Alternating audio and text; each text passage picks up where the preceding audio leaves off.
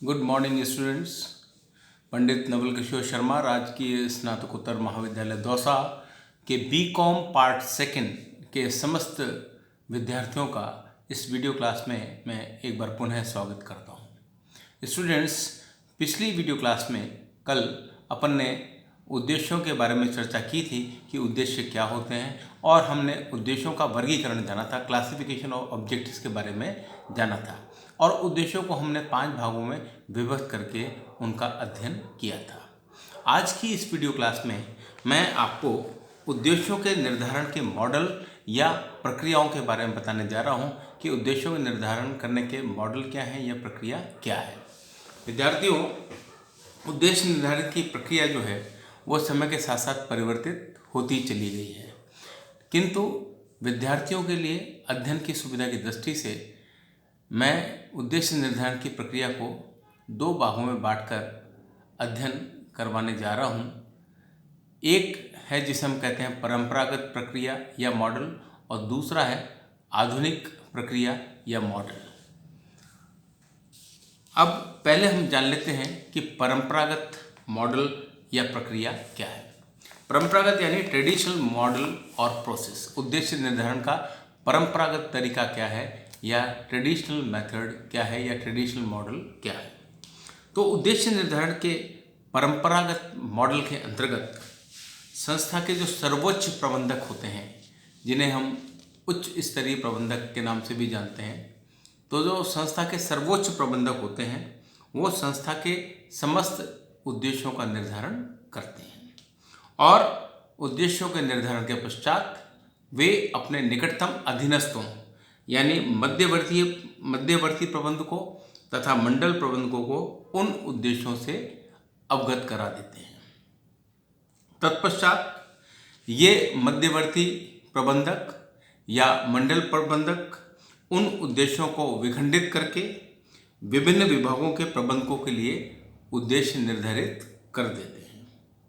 इसी क्रम में सभी विभागीय प्रबंधक भी अपने अधीन आने वाले उप विभागों या अनुभागों के लिए उद्देश्यों का निर्धारण कर देते हैं तथा सभी उप विभाग या अनुभागों के प्रबंधक अपने अधीनस्थ सभी कर्मचारियों को भी उनके उद्देश्यों या लक्ष्यों से अवगत करा देते हैं। इस प्रकार परंपरागत मॉडल के अनुसार सर्वोच्च प्रबंधकों द्वारा संपूर्ण संस्था के उद्देश्यों को निर्धारित किया जाता है तथा उन उद्देश्यों को संस्था के क्रमागत स्तरों के प्रबंधकों द्वारा क्रमशः विखंडित करते हुए प्रत्येक कर्मचारी तक पहुंचाया जाता है। संस्था के सभी प्रबंधक एवं कर्मचारी ऊपर से क्रमशः निर्धारित किए गए उद्देश्यों की प्राप्ति के लिए प्रयास करते हैं तथा अपना अपना योगदान देते हैं। कुल मिलाकर हम कह सकते हैं कि परंपरागत मॉडल वह है जिसमें कि संस्था के शीर्ष शिखर पर बैठे हुए व्यक्तियों या प्रबंधकों द्वारा संस्था के उद्देश्यों का निर्धारण किया जाता है। फिर वे उन उद्देश्यों को अपने निकटतम मध्यस्थों यानी मध्यवर्ती प्रबंधक या मंडल प्रबंधकों के साथ साझा करते हैं और मध्यवर्ती प्रबंधक या मंडल प्रबंधक उनको विखंडित करके विभिन्न विभागों के प्रबंधकों के लिए उद्देश्य तय करते हैं। फिर विभिन्न विभागों के जो अध्यक्ष हैं वे विभिन्न उप विभागों या अनुभागों के लिए उद्देश्य तय करते हैं और उसके बाद जो ये उप विभाग के प्रबंधक होते हैं या संस्था में कार्य करने वाले कर्मचारियों या श्रमिकों के लिए उद्देश्य तय करते हैं और संस्था में कार्य करने वाले श्रमिक या कर्मचारी या जितने भी काम करने वाले व्यक्ति हैं वो सब इन उद्देश्यों की प्राप्ति के लिए कार्य या प्रयास करते हैं। तो ये एक तरीका होता है उद्देश्य निर्धारण का, जिसको हम परंपरागत मॉडल या प्रक्रिया के नाम से जानते हैं। अब परंपरागत मॉडल के फायदे क्या हैं? अब परंपरागत मॉडल के क्या गुण हैं, क्या लाभ हैं? तो परंपरागत मॉडल इस मान्यता पर आधारित है कि केवल सर्वोच्च प्रबंधक जो है वो ही ये जानते हैं कि संस्था के लिए सर्वश्रेष्ठ क्या है। मतलब ये परंपरागत मॉडल की जो पीछे मूल भावना है वो ये है कि जो संस्था के शीर्ष स्तर पर बैठे प्रबंधक हैं वही जानते हैं कि संस्था के लिए सबसे बढ़िया बात क्या है, संस्था के लिए सर्वश्रेष्ठ क्या है, क्योंकि वही ऊपर से समग्र संस्था को व्यापक रूप में देखने की स्थिति में होते हैं। इस विधि के अनुसार उद्देश्य निर्धारित करने से साधनों एवं साध्य की श्रृंखला बनी रहती है। इस विधि के कुछ गुण हैं, मैं आपको बता देता हूँ। जैसे पहला गुण है कि इस प्रक्रिया को अपनाने से संस्था के विद्यमान साधनों का पर्याप्त उपयोग किया जा सकता है। मतलब जब हम परंपरागत या ट्रेडिशनल मॉडल को अपनाते हैं तो ट्रेडिशनल मॉडल को अपनाने के कारण से हम संस्था में जो विद्यमान साधन हैं, जो रिसोर्सेज हैं, उनका पर्याप्त उपयोग कर सकते हैं। दूसरा, उद्देश्यों का विवेकपूर्ण निर्धारण किया जा सकता है। मतलब उद्देश्यों को विवेकपूर्ण या रेशनल तरीके से निर्धारण करना है तो हमें परंपरागत मॉडल को ही अपनाना चाहिए। तीसरा, संपूर्ण संस्था तथा इसके विभिन्न विभागों, अधिकारियों, कर्मचारियों आदि के उद्देश्यों में समरूपता स्थापित करना सरल होता है। मतलब जब संस्था में ऊपर से या शीर्ष स्तर से उद्देश्यों को निर्धारण किया जाता है तो संस्था के जो विभिन्न विभाग हैं या उनमें काम करने वाले अधिकारीगण हैं या उनमें काम करने वाले कर्मचारीगण हैं, उनके उद्देश्यों में समरूपता स्थापित करना आसान हो जाता है। और चौथा और अंतिम है, इस प्रक्रिया से उद्देश्य निर्धारण में समय, श्रम एवं धन की बचत होती है। मतलब उद्देश्यों का निर्धारण करना आसान काम नहीं है, इसमें बहुत सा समय, श्रम और धन खर्च होता है, लेकिन क्योंकि इसमें उच्च प्रबंधकों द्वारा उद्देश्य निर्धारित कर दिए जाते हैं तो हम कह सकते हैं कि इस प्रक्रिया में समय, धन एवं श्रम की बचत होती है। अब परंपरागत मॉडल, उद्देश्य निर्धारण के परंपरागत मॉडल जो है उसकी कुछ दोष भी हैं या सीमाएं भी हैं, उनको भी हम देख लेते हैं कि इनके क्या दोष हैं या इनकी क्या सीमाएं हैं। उद्देश्य निर्धारण की इस प्रक्रिया में कर्मचारियों की भूमिका जो है प्रायः नगण्य सी होती है। मतलब ऊपर से ही उद्देश्य तय कर जाते हैं, कर्मचारियों का उसमें कोई रोल नहीं होता है। उच्च प्रबंधक तथा मध्यवर्ती प्रबंधक अपने विवेक तथा उपलब्ध तथ्यों के आधार पर उद्देश्य निर्धारित कर कर्मचारियों से उन्हें क्रियान्वित करवाते हैं। अतः ऐसे उद्देश्यों की सफलता उच्च प्रबंधकों तथा मध्यवर्ती प्रबंधकों की योग्यता पर निर्भर करती है। इस विधि के प्रमुख दोष या सीमाएं इस प्रकार से हैं। जैसे पहला, इसमें उद्देश्य सर्वोच्च अधिकारी द्वारा थोपे जाते हैं। ऐसे उद्देश्यों को सफलतापूर्वक क्रियान्वित करना कठिन होता है। मतलब इस विधि में क्या होता है कि जो उद्देश्य हैं उच्च अधिकारियों द्वारा तय किए जाते हैं और उनके द्वारा इनको निम्न स्तरीय या मध्यम स्तरीय प्रबंधकों को थोप दिया जाता है। तो ऐसे थोपे गए उद्देश्यों को पूरा करना या उनका क्रियान्वयन कराना बड़ा कठिन कार्य बन जाता है। दूसरा, इसमें संबंधित लोगों की सहभागिता का अभाव होता है। मतलब उद्देश्य निर्धारण में कर्मचारियों की सहभागिता या अधिकारियों की सहभागिता का अभाव पाया जाता है। तीसरा, इस प्रक्रिया में कर्मचारी अभिप्रेरित नहीं हो पाते। मतलब कर्मचारियों को भी कोई अभिप्रेरणा नहीं मिलती क्योंकि उद्देश्य निर्धारण में उनकी कोई भूमिका नहीं होती, इसलिए हम कह सकते हैं कि कर्मचारी अभिप्रेरित नहीं हो पाते, वो पर्याप्त मोटिवेटेड फील नहीं करते हैं।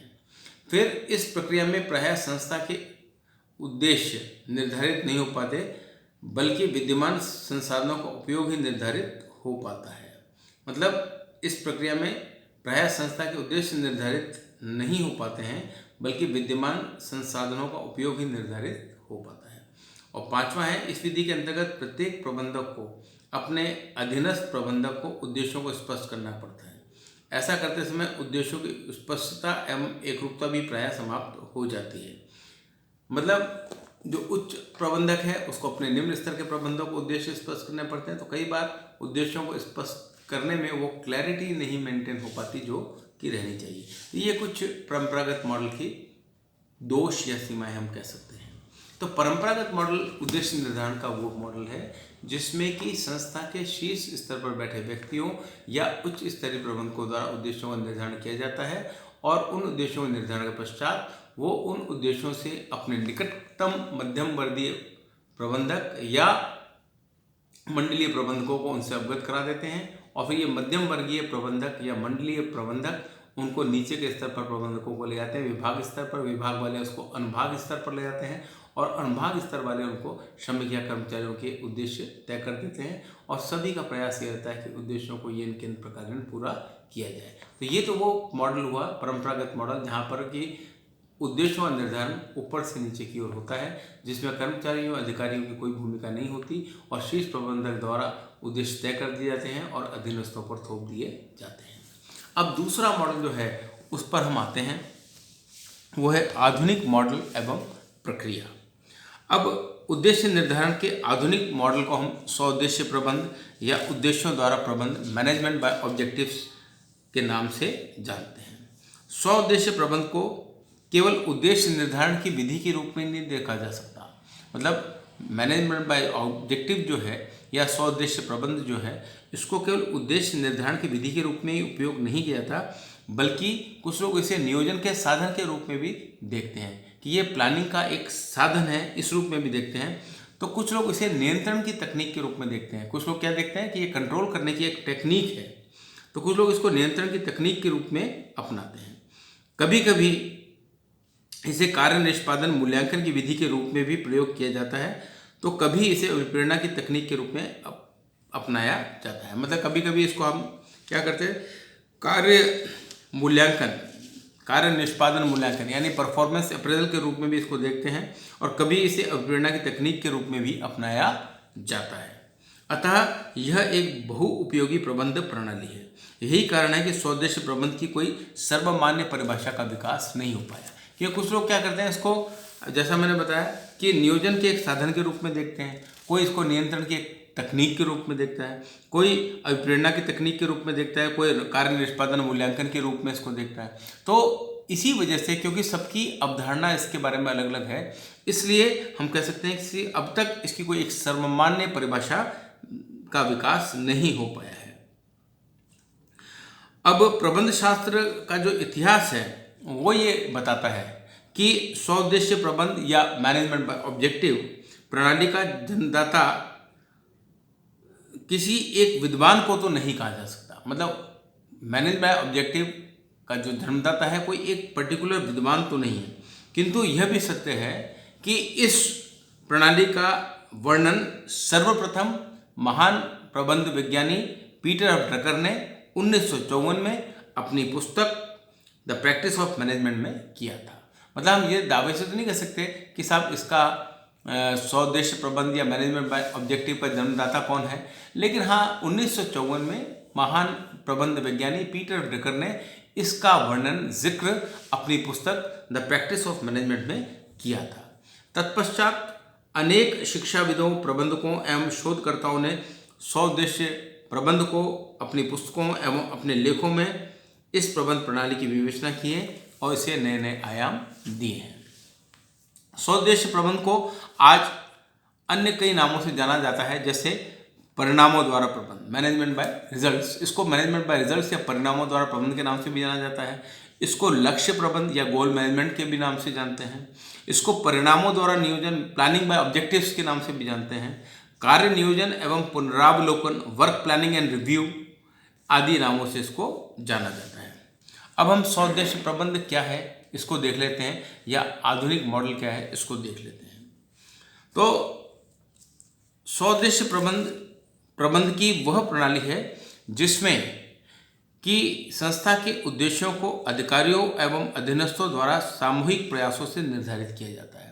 मतलब MBO, मैनेजमेंट बाय ऑब्जेक्टिव या स्वउद्देश्य प्रबंध, हम कह सकते हैं कि वह प्रणाली है जिसमें संस्था के उद्देश्यों को अधिकारियों एवं अधीनस्थों के सामूहिक प्रयासों से निर्धारित किया जाता है। मतलब परंपरागत मॉडल में तो उद्देश्य निर्धारण कार्य शीर्ष स्तर के अधिकारियों का या प्रबंधकों का था, उसके बिल्कुल विपरीत यहाँ पर संगठन में उद्देश्यों के निर्धारण का कार्य किसके द्वारा किया जाता है, अधिकारियों द्वारा एवं अधीनस्थों द्वारा सामूहिक रूप से किया जाता है।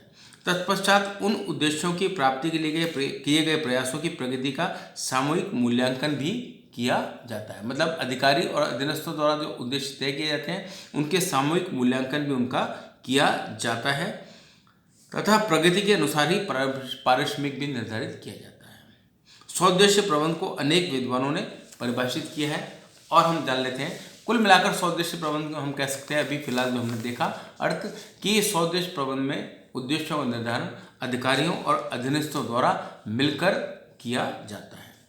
अब पीटर एफ ड्रकर ने जो स्वउद्देश्य प्रबंध की परिभाषा दी है वो मैं आपको बता देता हूं कि स्वउद्देश्य प्रबंध एक ऐसी प्रणाली है जिसमें व्यक्तिगत रूप से प्रत्येक प्रबंधक की तथा संपूर्ण उपक्रम दोनों की कार्यकुशलता में सुधार हेतु निगमीय, विभागीय तथा प्रत्येक प्रबंध के स्तर पर उद्देश्यों का निर्धारण किया जाता है। मतलब पीटर एफ ड्रकर ने बताया कि संपूर्ण जो स्वउद्देश्य प्रबंध है वो एक प्रणाली है, एक प्रणाली है। किस प्रकार की प्रणाली है? जिसमें व्यक्तिगत रूप से प्रबंधक की तथा संपूर्ण उपक्रम दोनों की कार्यकुशलता में सुधार हेतु, प्रबंधक की कुशलता में भी और उपक्रम की जो उपक्रम की सफलता है उसके लिए या उनकी कार्यकुशलता में सुधार हेतु निगमीय, विभागीय तथा प्रत्येक प्रबंध स्तर के उद्देश्यों का निर्धारण किया जाता है। बर्न और कुर्ज एक विद्वान हुए प्रबंध के, उन्होंने भी परिभाषा दी है स्वउद्देश्य प्रबंध की। तो स्वउद्देश्य प्रबंध एक ऐसी प्रणाली है, मून तथा कर्ज के अनुसार स्वउद्देश्य प्रबंध एक ऐसी प्रणाली है जिसके द्वारा किसी संस्था के वरिष्ठ एवं अधीनस्थ प्रबंधक प्रत्येक सदस्य के लक्ष्यों की पहचान करते हैं। मतलब क्या करते हैं? वरिष्ठ जितने भी संस्था में प्रबंधक हैं और जो अधीनस्थ प्रबंधक हैं वो सब क्या करते हैं? संस्था के सदस्यों के लक्ष्यों की पहचान करते हैं। मतलब जितने भी काम करने वाले सदस्य हैं उनके लक्ष्यों को देखते हैं, पहचान करते हैं, अपेक्षित परिणामों के रूप में दायित्वों को परिभाषित करते हैं तथा इन्हीं परिमापों को उस संस्था का संचालन करने तथा उस संस्था के प्रत्येक सदस्य के योगदान का मूल्यांकन करने के लिए उपयोग करते हैं।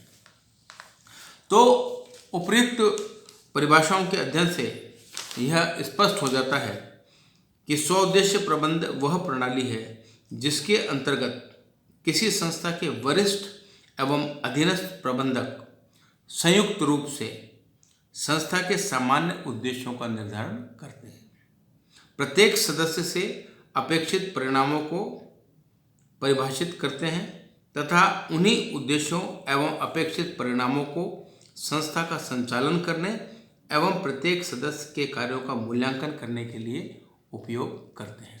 तो कुल मिलाकर ये आधुनिक मॉडल या आधुनिक प्रक्रिया है उद्देश्यों के निर्धारण की। तो आज की क्लास में अपन ने ये जाना कि उद्देश्य निर्धारण की प्रक्रियाएं क्या हैं। तो उद्देश्य निर्धारण की मोटे रूप में हम कह सकते हैं विद्यार्थियों के अध्ययन की सुविधा के दृष्टिकोण से कि उद्देश्यों के निर्धारण की प्रक्रिया को हम दो भागों में बांट सकते हैं, परंपरागत प्रक्रिया और आधुनिक प्रक्रिया। परंपरागत प्रक्रिया या परंपरागत मॉडल और आधुनिक प्रक्रिया या आधुनिक मॉडल।